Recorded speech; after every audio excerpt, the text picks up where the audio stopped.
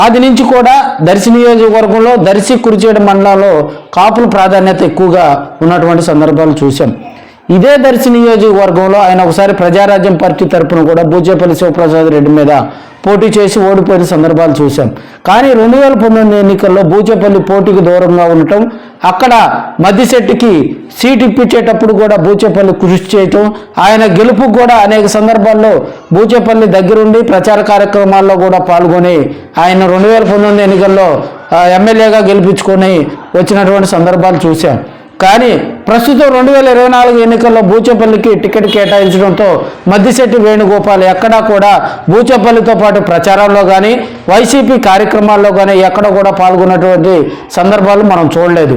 ఎందుకంటే దర్శి స్థానిక ఎమ్మెల్యేగా ఉన్నప్పటికి కూడా ప్రోటోకాల్ ఉన్నప్పటికి కూడా ఆయనకి సీటు కేటాయించకపోవడంతో ఆయన కొంత మౌనం వీడి కార్యకర్తలతోటి కూడా అంతగా రహస్య మంతనాలు జరుపుకుంటూ ఉన్నటువంటి సందర్భాలు చూసాం.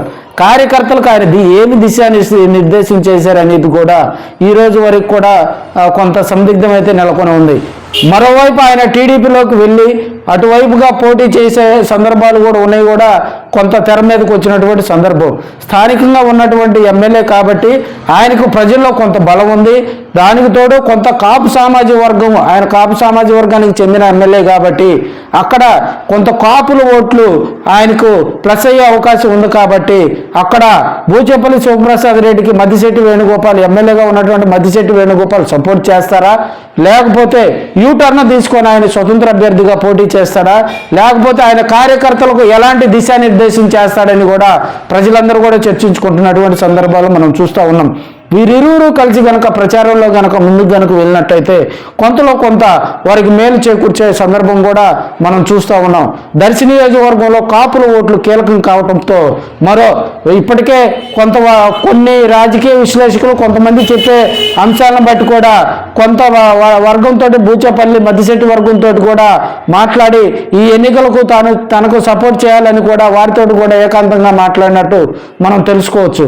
అయితే ఇది ఎంతవరకు మేలు చేకూరుస్తుంది, వారు మద్దిశెట్టి వర్గంగా ఉన్నటువంటి వారు బూచేపల్లికి ఎంతవరకు సపోర్ట్ చేస్తారనేది కూడా మనం వెయిట్ చేయాల్సిన పరిస్థితి అయితే ఉంది.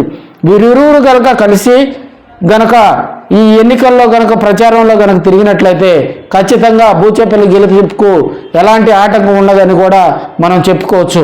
మరి మద్దిశెట్టి ఎటు వెళ్తారో, ఆయన ఇండిపెండెంట్గా పోటీ చేస్తారా, లేకపోతే బూచేపల్లికి సపోర్ట్గా ఉంటారా, లేకపోతే ఆయన స్తబ్దతగా ఉంటారా అనేది కూడా మనం కొన్ని రోజులు వెయిట్ చేయాల్సిన అవసరం అయితే ఉంది.